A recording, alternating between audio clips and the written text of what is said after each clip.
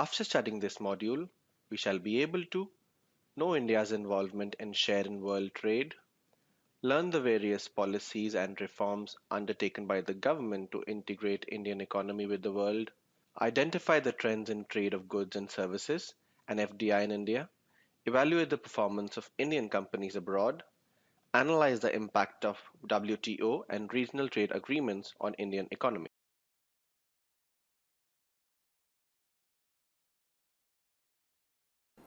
This module would talk about India's involvement in international business.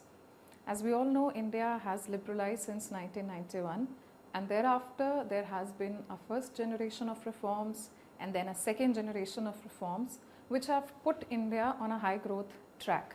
There have been an increase in exports, there have been an increase in foreign direct investment, and a lot of Indian companies which are going multinational in a big way. So in this module, we would discuss firstly about all those reforms which have been made to make India globally competitive. And secondly, we would talk about the trends in terms of increase in exports, increase in foreign direct investment, and also large scale mergers and acquisitions which have taken place. Interestingly, these mergers and acquisitions have not been restricted to a few sectors, but they are spread across various sectors.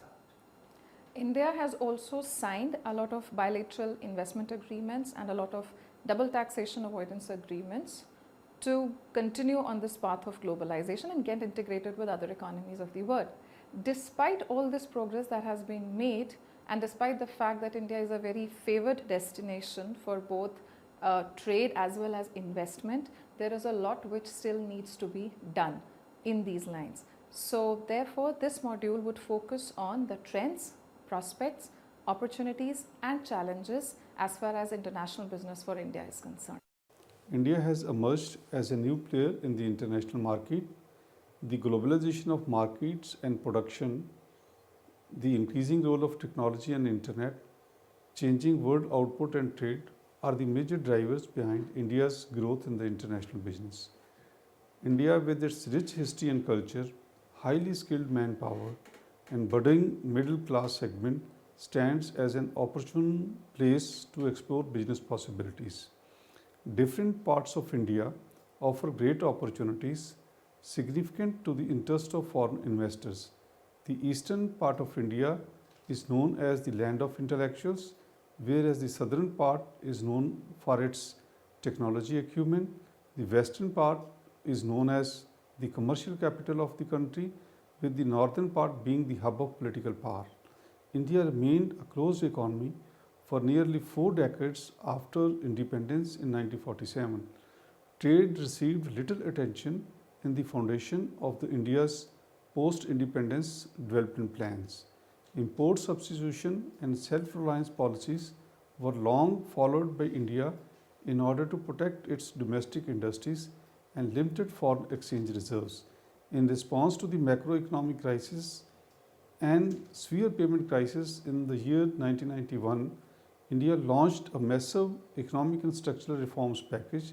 It consisted of liberalization of the economy from various government controls, greater integration with the world economy through free and unrestricted trade and investment flows, and increased role of private sector as the engine of growth and fair operation of market and competitive forces.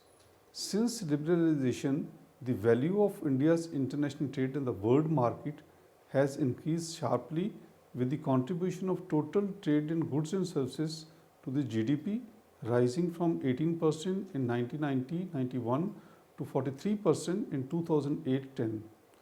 There has also been a phenomenal increase in the foreign investment flow into and from India.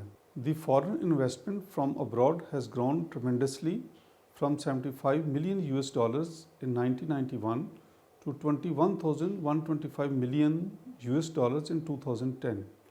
And overseas investment from India has grown from $24 million in 1992 to 15,933 millions in 2010. We are all aware that India has emerged as a major player in the world owing to the success of the 1991 reforms. India is also a member of BRICS, which is an association of five major emerging economies: Brazil, Russia, India, China, and South Africa. The members have a significant influence on regional trade and global affairs and have large, fast growing economies. But India's share in the world market as compared to other BRICS nations is the lowest, that is, 2.4%, as can be seen in the pie chart. Let us first discuss the events that led to the economic reforms of 1991, called as the first generation reforms.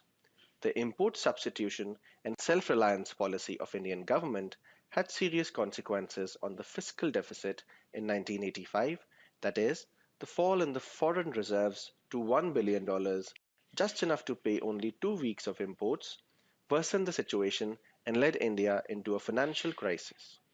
To boost up the economy, the Indian government initiated a package of major measures to stabilize the economy.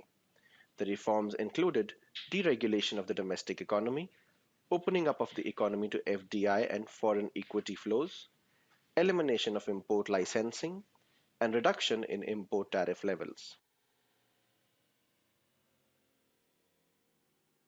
Since independence, India's role in international business was marginal.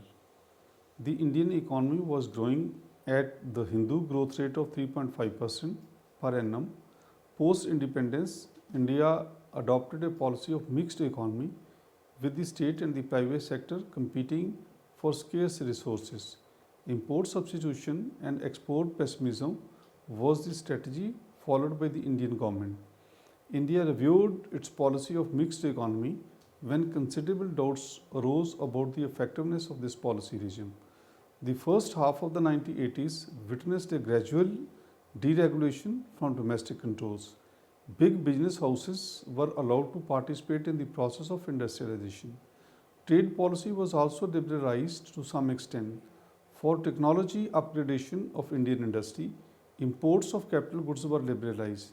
The rising government expenditure on subsidies, interest payments, salaries, and defense had an adverse effect on the fiscal deficit, which grew to 8.2% of the GDP during 1996 to 1990.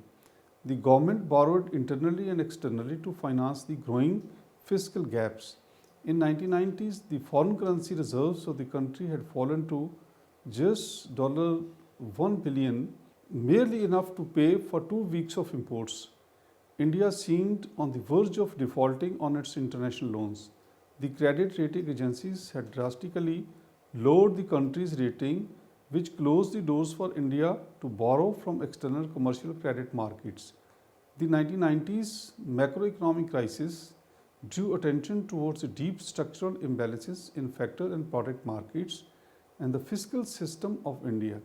This called for a comprehensive program of reform. The Indian government had managed to transform the nation's desperate economic situation by initiating a package of measures to stabilize the economy.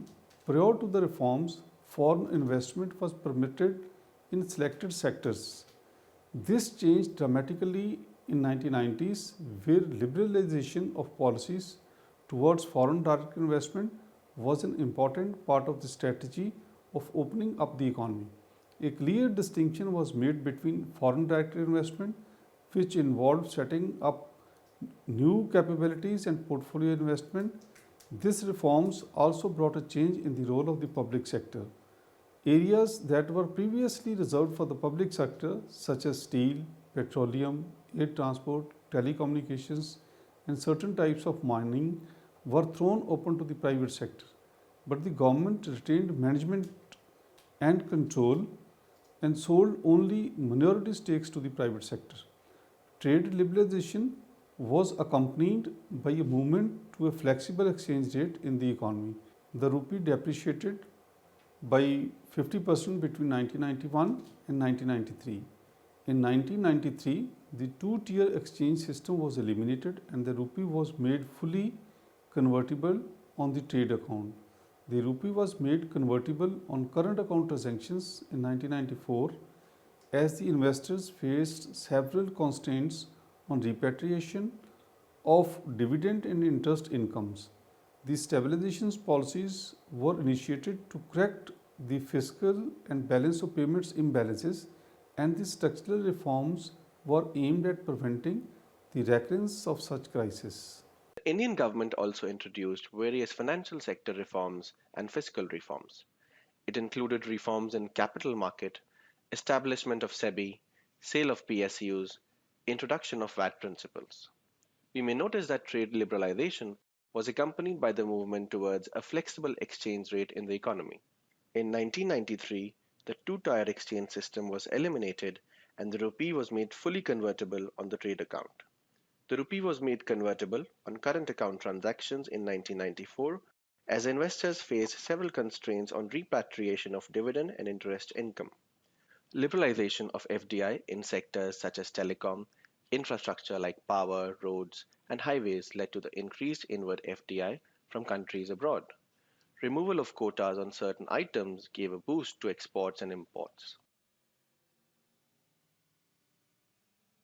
Now proceed to the second generation reforms that took place in India. Exactly a decade after the first burst of reforms, followed the second generation reforms.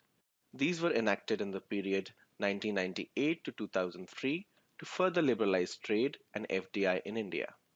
The various reforms during this period were the establishment of Telecom Regulatory Authority of India and introduction of the state value-added tax for both the center and individual states, strategic sale of public sector enterprises, and further liberalization of the foreign direct investment regime in manufacturing activities, oil refineries, B2B commerce, and insurance. The government also introduced legislations for amending the Patents, Trademarks, and Design Acts to make them more user friendly. Moving on, let us now study and analyze the trends that India has been following in international trade.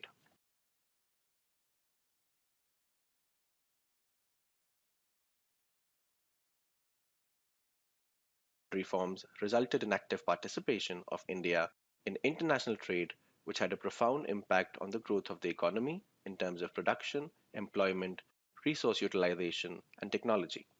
The increase in competition and protectionism of world markets were the main reasons behind the promotion and development of foreign trade. India has gradually transformed from a predominantly primary products exporting country to an exporter of manufactured products. India majorly exports to Singapore, China, and UAE, Europe, and United States, and imports from UAE, China, Saudi Arabia, Switzerland, and the United States. India majorly imports petroleum products and gold. International trade is an activity of strategic importance in the development of a country. It facilitates the transfer of technical knowledge, transmission of ideas, and import of know-how, skill, and entrepreneurship. Trade encourages movement of capital goods across nations. The 1991 reforms resulted in active participation of India in international trade. Greater involvement of India in international trade had a profound impact on the growth of the economy in terms of production, employment, resource utilization, and technology. The increase in the competition and protectionism of world markets were the main reasons behind the promotion and development of foreign trade. The direction of trade in terms of exports and imports post liberalization has significantly increased, as can be seen from the graph shown here. Imports have increased from $20,440 million in 1991 to $489,667 million in 2011. See in the figure, India's export and merchandise trade has increased from $17,727 million in 1991 to $294,157 million in 2011.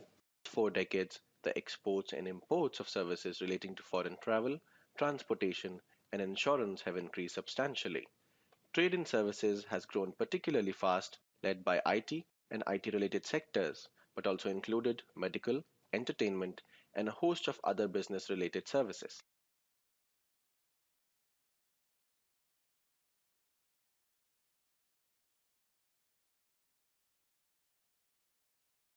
FDI inflows are the indicators of the economic health of a nation. Since the economic reforms of 1991, the Indian government has put in place a liberal foreign investment policy to attract foreign investors. FDI is allowed to enter under the automatic route in almost all sectors except restrictions on some of the sectors such as aviation, construction, and single brand retail. FDI liberalization has resulted in increased inflows and outflows of investment. The 2012 UNCTAD survey projected India as the second most important FDI destination after China for transnational corporations during 2010 to 2012. Despite the success in FDI, India has a long way to go in attracting and retaining investors. In terms of overall FDI regulatory restrictiveness, India is at par with China, but more restrictive than Russia and Brazil. Some services sectors, notably insurance, aviation, construction, and distribution, face especially high levels of protection. Since the economic reforms of 1991, the Indian government has put in place a liberal and transparent foreign investment policy where most activities are open to foreign investment on automatic route. The FDI liberalization has proceeded alongside the liberalization of trade in goods and services. Various reforms were carried out to attract foreign investment in India, as it is generally said that foreign direct investment inflows are the indicators of the economic health of a nation. Inward investment flows have been increasing rapidly, reaching US dollars 35 billion in 2008 before declining slightly due to the crisis. The outward FDI has also been increasing rapidly, reaching US dollars 20 billion in 2008. Despite this success in FDI, India has a long way to go in attracting and retaining investors. In terms of overall FDI regulatory restrictiveness, India is at par with China, but it is more restrictive than Russia and Brazil.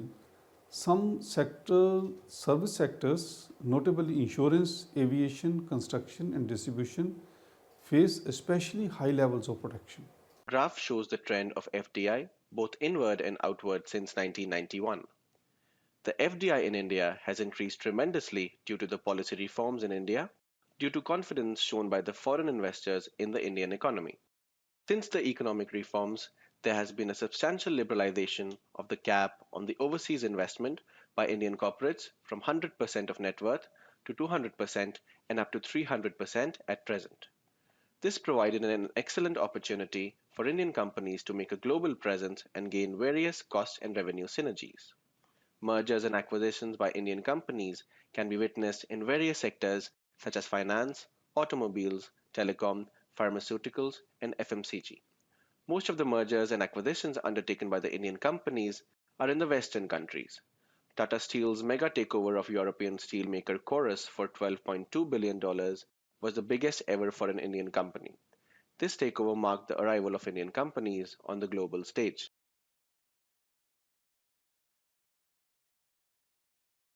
With the economic reforms of 1991 and the introduction of new industrial policy, India witnessed a significant transformation. The government relaxed various controls and regulations, allowing trade and commerce to grow, which allowed India to be on the path of economic development. With the emergence of new sectors such as information technology, telecom, and growth of service sectors such as retail, banking, insurance, hospitality, and entertainment, mergers and acquisitions came as an opportunity to generate economies of scale and compete with rival firms. Cross-border mergers and acquisitions is the fastest means of making an international presence for a business firm. Investment by Indian business houses is not a new concept. Birlas invested in Africa in the 1950s and the Tatas expanded their activities in the 1960s in Africa. But the quantum of capital and technology invested was limited. Outdated technology and little knowledge of foreign markets was a huge setback for Indian companies. After 1990, Indian companies realized that chances of survival of firms in such a liberalized business environment was marginal. This forced them to improve their strength and make a position in world markets. Thereafter, Indian companies, encouraged by the changing internal policy regimes with increasing globalization, cutthroat competition, and attracted by great market opportunities in the host countries, bought foreign assets and acquired significant stake in companies abroad. According to data sources, in 2005, more Indian companies bought foreign assets than foreign companies bought Indian assets. India Incorporated spent out more than $3.5 billion by acquiring stakes in 104 companies abroad.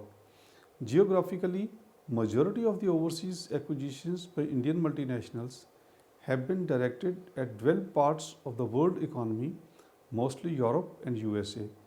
The sectors where major mergers and acquisitions done by Indian companies abroad have been in information technology, pharmaceuticals, followed by FMCG, mining and oil, and natural gas exploration and automobiles.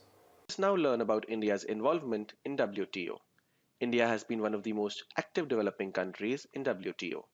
India became a member of GATT in 1947 but remained stubborn on its inward looking trade policies. India became a member of WTO in 1995. India remained silent in the Singapore, Geneva, and Seattle negotiations. It was only post Doha round that India became a leading and key negotiating partner at the WTO and started looking at WTO as a medium beyond trade in goods. India's stance in WTO is rather defensive on issues such as agriculture and industrial goods, but it is in favor of IT service negotiations. India has also been crucial in voicing the concerns of the developing world and demands strongly a differential treatment for developing nations. India has played an important role of representing as many as 100 developing nations during WTO summits. Let us now proceed to discuss India's integration with the rest of the world. Indian government is well aware that integration brings benefits to the majority. The purpose of signing such regional trade agreements is to achieve economic gains from free flow of investment and trade between countries, as barriers to trade are eliminated. Tariffs are also eliminated in a phased manner. India has signed many bilateral and multilateral trade agreements. India has signed 10 free trade agreements and 5 preferential trade agreements, and these FTAs, PTAs are already in force.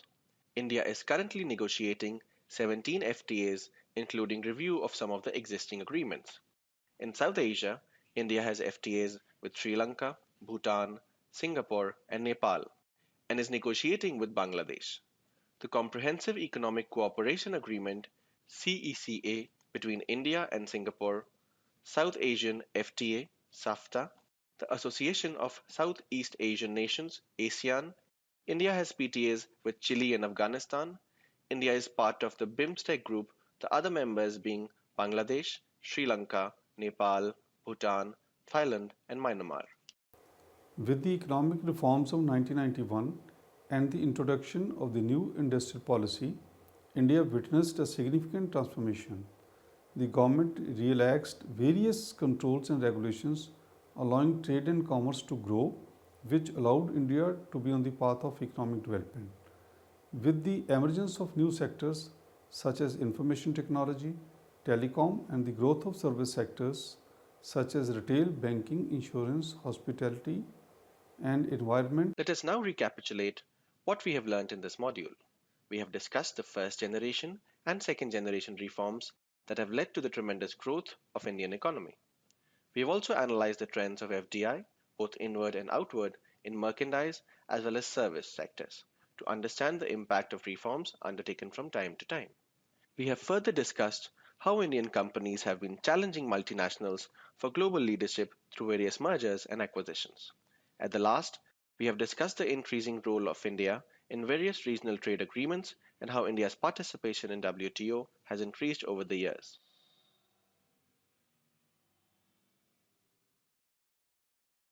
Recapitulating what we learned in this module, we can say that India has made considerable achievements since the 1991 reforms. Economic reform and liberalization have led to strong economic growth, increased exports, foreign direct investment inflows, and foreign exchange reserves. Trade and FDI liberalization have rapidly integrated India into the global economy. India's share in the trade of goods and services has increased substantially since 1991. India has become one of the favorable destinations for foreign investment. Indian companies are heavily engaged in overseas mergers and acquisitions. Pharmaceutical, software, and information technology related services have been the main drivers abroad. India has signed many bilateral investment and trade agreements with an increasing number of countries. India is also a member of ASEAN and SAFTA, but such agreements are pursued more for foreign policy than commercial reasons. Despite such success, India lags behind to other emerging economies due to many reasons. India faces higher protection against imports and inward investment. India's infrastructure, policy regimes, and education system is still underdeveloped as compared to China and South Asian economies. The challenge for India is to achieve a share in world trade commensurate with its size. Despite making great strides in its exports growth, with 20% plus growth continuously from 2002 2003 to 2007 2008, India has not made much progress in terms of its share in the world trade.